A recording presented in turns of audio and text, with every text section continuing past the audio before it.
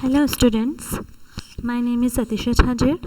I am a lecturer of Government Polytechnic College Dungarpur. आज हम theory of machine ME 204 का unit number 6 balancing start कर रहे हैं। आज जो हम टॉपिक कवर कर रहे हैं वो है static and dynamic balancing, need of balancing, balancing of single rotating mass by a single mass in the same plane. Firstly, let us understand what is a balancing. मशीनों में जब शक्ति का पारेषण चालक शाफ्ट से चलित शाफ्ट पर होता है तो जो शाफ्ट और मशीन के जो दूसरे भाग हैं वो घूर्णन करने लगते हैं। मशीनों की गति घूर्णन के अतिरिक्त रेसिप्रोकेटिंग भी हो सकती है। घूर्णन और रेसिप्रोकेटिंग इन दोनों गतियों में ये संभव होता है कि मशीनों के भागों का जो गुरुत्व केंद्र है वो घूर्णन या पश्चाग्र गति के अक्ष से कुछ विस्थापित हो जाता है। ये विस्थापित मशीन के भागों की कास्टिंग की त्रुटि या उत्पादन प्रक्रम में अवांछित कारक इत्यादि कारणों से हो जाता है। इसे प्रारंभिक रूप से दूर करना संभव नहीं होता है। गुरुत्व केंद्र के घूर्णन अक्ष से विस्थापन से संतुलित अपकेंद्रीय बल अवयवों के घूर्णन एवं पश्चाग्र गतियों से उत्पन्न होता है। इन असंतुलित बलों के परिमाण से क्या होता है, इसके अवयवों में उच्च कंपन होने लगता है, असामान्य ध्वनि उत्पन्न होने लगती है जो कि किसी भी मशीन के लिए हानिकारक है और दुर्घटना संभावित होते हैं। इसलिए हम चाहते हैं कि अवांछित और असंतुलित अपकेंद्रीय बल हैं इनको संतुलित करें। इन्हें दूर करने के लिए प्रारंभिक रूप से उपाय संभव नहीं है, लेकिन इन असंतुलित बलों को इसके उत्पन्न होने के कारकों के आधार पर विश्लेषण करके संतुलित किया जा सकता है। ठीक है, तो सबसे पहले हम समझते हैं कि why there is a need of balancing, संतुलन की आवश्यकता क्यों है। मशीन के विभिन्न अवयवों को संतुलन की आवश्यकता होती है। मशीन के अवयवों में असंतुलन के निम्न कारक होते हैं। पहला, अवयवों के गुरुत्व केंद्र का इसकी घूर्णन तथा पश्चाग्र गति के अक्ष से विस्थापित होना। मशीन अवयवों की ढलाई में त्रुटि, कास्टिंग डिफेक्ट। अवयवों के उत्पादन प्रक्रम में आने वाली निर्माण त्रुटि। मशीनों के अवयवों में घर्षण से होने वाली घिसाव और मशीनी अवयवों में अनावश्यक प्रतिबलों से। इन 5 कारकों के कारण हमें बैलेंसिंग की आवश्यकता होती है। ये निम्न कारक होते हैं जो ये असंतुलन मशीन में स्थापित करते हैं। तो हम इन कारकों को विश्लेषणात्मक विधियों से नियंत्रित करके मशीनी अवयवों को संतुलित करते हैं। ठीक है, मशीनों को संतुलित करके निम्न लाभ प्राप्त किए जा सकते हैं। फर्स्ट है, मशीन अवयवों की आयु बढ़ सकती है। मशीन में होने वाले अवांछित कंपन और ध्वनि को कम किया जा सकता है। संभावित दुर्घटना और मशीनों में होने वाली हानि को कम किया जा सकता है।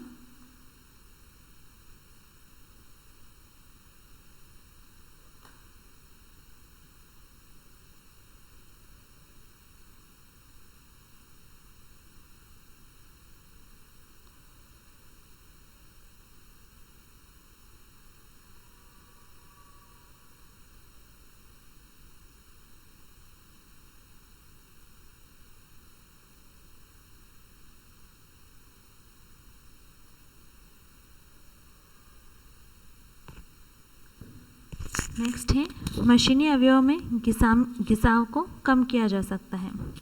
तो उपरोक्त इस वर्णन से ये निष्कर्ष निकलता है कि मशीन के अवयव में असंतुलन इनकी घूर्णन और पश्चाग्र गति से होता है। घूर्णन में ये जो असंतुलित बल होता है इसे अपकेंद्रीय बल कहलाता है। ये जो अपकेंद्रीय बल है वो परिणाम तथा दिशा में घूर्णन करते हुए असंतुलित द्रव्यमान, इनकी घूर्णन अक्ष से दूरी तथा घूर्णन तल की स्थिति पर निर्भर करता है। इस अपकेंद्रीय असंतुलित बल को हम 2 भाग में बांटते हैं।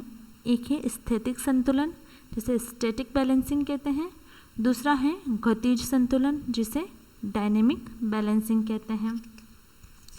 स्टैटिक बैलेंसिंग क्या होती है, जैसे कि मैंने आपको पहले बताया था कि मशीनी अवयव पर असंतुलित अपकेंद्री बल कार्य करता है, जो कि इसके गुरुत्व केंद्र के घूर्णन अक्ष से विस्थापित हो जाता है और मशीनी अवयव का घूर्णन गति पे ये कार्यकारी होता है। स्थिर अवस्था में यदि गुरुत्व केंद्र घूर्णन अक्ष से दूरी पर होगा तो भी जड़त्व के कारण गुरुत्वीय बल प्रभावित होता है और ये असंतुलित हो जाता है और स्वतः ही गतिशील हो संतुलित होने का प्रयास करता है। इस अवस्था में क्या होता है, स्थितिक असंतुलन तो होगा और इसको क्या किया जाता है, जैसे कि माना कि एक मशीनी अवयव है जिसका द्रव्यमान है m1, ठीक है, जो कि घूर्णन अक्ष से r1 दूरी पर है, ठीक है। फिर क्या होता है, इसको स्थितिक असंतुलन को संतुलित करने के लिए हम एक अन्य द्रव्यमान m2 घूर्णन अक्ष से r2 दूरी पर रखते हैं। जो पहले जो द्रव्यमान है वो है m1 जो कि घूर्णन अक्ष से r1 दूरी पर है। इसको ये असंतुलित है, इसे संतुलित करने के लिए घूर्णन अक्ष से r2 दूरी पर m2 द्रव्यमान रखते हैं। तो ये क्या कर रहा है, उस m1 r1 वाले द्रव्यमान को संतुलित कर रहा है m2 r2 से, ठीक है। तो यहाँ पे हमें क्या मिलता है, स्टैटिक बैलेंसिंग में m1 r1 should be equal to m2 r2, ठीक है। इस अवस्था को कहते हैं स्थितिक संतुलन। इस अवस्था में अवयव गतिशील नहीं होते हुए भी संतुलित रहते हैं। सेकंड है गतिज संतुलन। गतिज संतुलन में क्या होता है, मशीनी अवयव के लिए असंतुलित द्रव्यमान पर न केवल अपकेंद्री बल संतुलित होते हैं जबकि इस पर लगने वाले परिणामी बल युग्म और इसके घूर्णन अक्ष के सापेक्ष आघूर्ण भी संतुलित होते हैं, ठीक है। तो इसमें क्या करते हैं, जैसे माना गतिज संतुलन के लिए एक मशीनी अवयव है m1 जिसका द्रव्यमान है m1, ठीक है, और ये ओमेगा कोणीय वेग से घूर्णन अक्ष के सापेक्ष घूर्णन गति कर रहा है और ये घूर्णन अक्ष से r1 दूरी पर है, ठीक है। तो इस पर जो अपकेंद्री बल लगेगा वो हो जाएगा m1 r1 ओमेगा स्क्वायर, ठीक है, m1 r1 ओमेगा स्क्वायर, ठीक है। इसे संतुलित करने के लिए एक अन्य द्रव्यमान लिया जाता है m2, ठीक है, जो कि इसके ठीक विपरीत और घूर्णन अक्ष से r2 दूरी पर होता है और ये निकाय को कोणीय वेग ओमेगा गति पर घूर्णित कर रहा है। तो इसका अपकेंद्री बल क्या हो गया, m2 r2 ओमेगा स्क्वायर, ठीक है। जो पहले जो द्रव्यमान था वो था m1 r1 ओमेगा स्क्वायर और दूसरा है m2 r2 ओमेगा स्क्वायर। संतुलित अवस्था में होने के लिए दोनों इक्वल होने चाहिए। तो यहाँ पे इक्वेशन आ जाती है m1 r1 omega square is equals to m2 r2 omega square. यहाँ पे ओमेगा स्क्वायर दोनों में कॉमन है तो कट जाएगा, बचेगा क्या, m1 r1 is equals to m2 r2, ठीक है। तो ये एक ज़रूरी है क्योंकि यहाँ पे ये संतुलित होना बहुत आवश्यक है, ठीक है।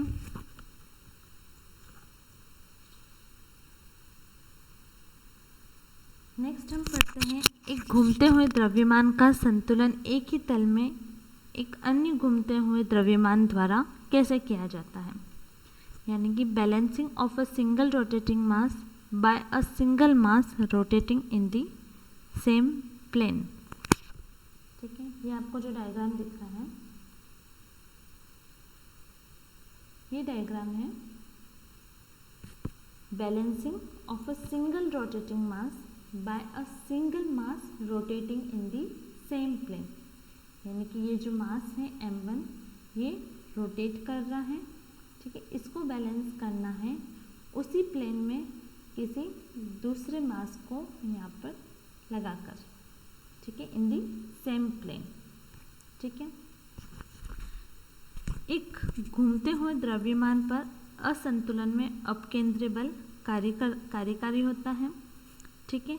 इसकी प्रवृत्ति क्या होती है, घूमते हुए द्रव्यमान के घूर्णन अक्ष के सापेक्ष त्रिज्या की दिशा में बाहर निकलने की होती है, ठीक है। तो यहाँ से ये त्रिज्या के रूप में ये अपकेंद्री बल इस पे ये बाहर की तरफ कार्यकारी रहता है, ठीक है। समान तल में एक अन्य घूमते हुए द्रव्यमान के द्वारा इसे संतुलित कर रहे हैं हम यहाँ पे। संतुलन के लिए यह आवश्यक है कि अन्य घूमते हुए द्रव्यमान द्वारा लगाया गया अपकेंद्री बल असंतुलित घूमते हुए द्रव्यमान के अपकेंद्री बल के परिमाण में बराबर तथा दिशा में विपरीत होना चाहिए। ये यहाँ पे अपकेंद्रीय बल लग रहा है इधर की तरफ, तो इसके बिल्कुल बराबर यानी कि पीछे की तरफ यहाँ पे एक मास m2 लगाया और इस पे जो अपकेंद्रीय बल है वो यहाँ पे इसके डायरेक्ट अपोजिट डायरेक्शन में लगना चाहिए। ठीक है, इसे हम समझने के लिए देखते हैं। ये मास है m1, ठीक है, ये ओमेगा कोणीय वेग से घूम रहा है और ये घूर्णन अक्ष से r1 दूरी पर है।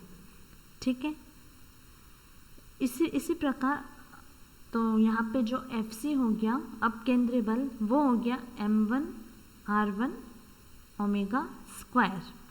ठीक है, Fc क्या हो गया m1 r1 ओमेगा स्क्वायर।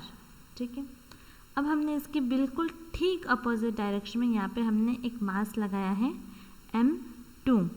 ठीक है, समान तल में लगाया है जो कि घूर्णन अक्ष से r2 त्रिज्या पे, O से यहाँ तक की दूरी कितनी है r2, तो ये r2 त्रिज्या पर है और समान कोणीय वेग ओमेगा से घूम रहा है। ठीक है, तो इसके द्वारा जो अपकेंद्रीय बल लगाया गया वो है F'(c). ठीक है, तो इसका मान क्या हो गया m2 r2 ओमेगा स्क्वायर। ठीक है, तो क्या हो गया F'(c) आ गया m2 r2 ओमेगा स्क्वायर।